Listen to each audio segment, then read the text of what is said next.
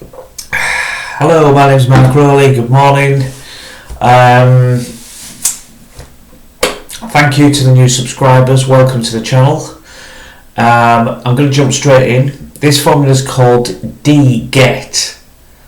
Okay, and some people might see it as a substitute for vlookup. I can understand why. It does kind of do the same functionality, but let's jump straight in. So we've got data at the top, and I've just manually written in this as a sort of quick not filter, but where we want to get our data. We can change this, but I will show you the pitfalls to this formula as well. Just as an observation before we get started, this note that I've written it exactly as the header in the data. Okay, so there's no space between the customer and the account. Anyway, let's jump straight in. That's important, otherwise the formula will fall over.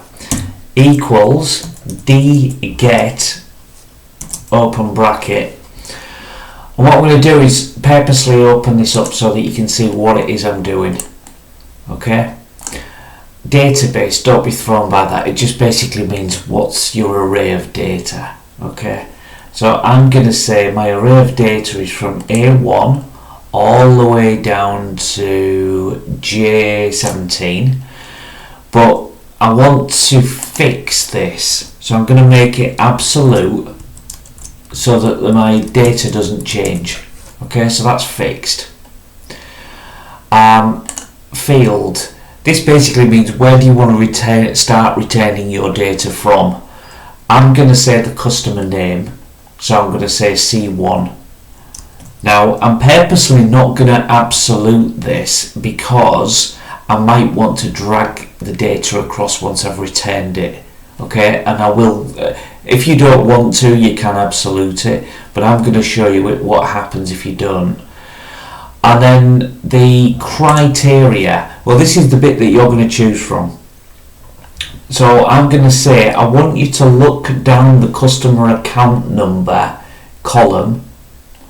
Okay, so I'm going to pick that, and I'm going to pick what I've selected as well, and we'll change that at the end just to prove the point. I'm going to absolute this as well, so I'm going to fix it because those cells we don't want to move. Okay, I'm then going to click OK, and it's returned me Mrs. Rover. So let's just quickly test that. So if we go down to data, R0024 is sure enough Mrs. Rover.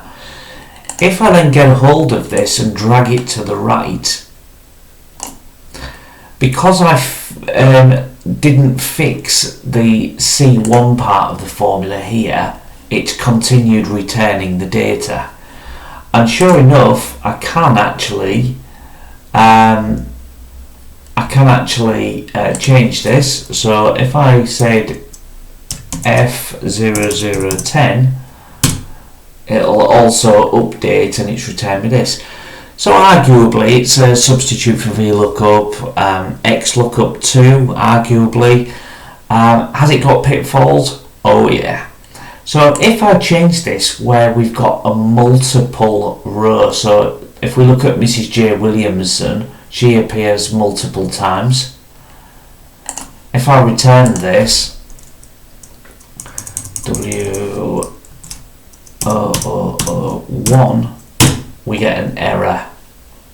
No, we don't. Hang on, because I've typed it wrong. Hang on, it's because of my fat fingers. So then we'll see we get a number error, and it's basically because we've got multiple rows. Can we get around that? Of course we can. We can always use concatenate, so we might want to concatenate that with another column and then work it around that way. Of course we can. If you want to see any videos on concatenate, go to my playlist. You'll see probably one or two examples of that. So yes, you can put in helper columns to get around the problem, because for example, if we were to use concatenate, we could do W0001 with the stock code she's bought, and that would become a unique row. Unless, of course, she bought the same product twice, then it wouldn't, and it would fall over again, because then you've got multiple rows. So you're always looking for that uniqueness. If this was a day book and you had a number 1, 2, 3, 4, 5, 6, 7, 8, 9, 10 for each separate row, it would work fine.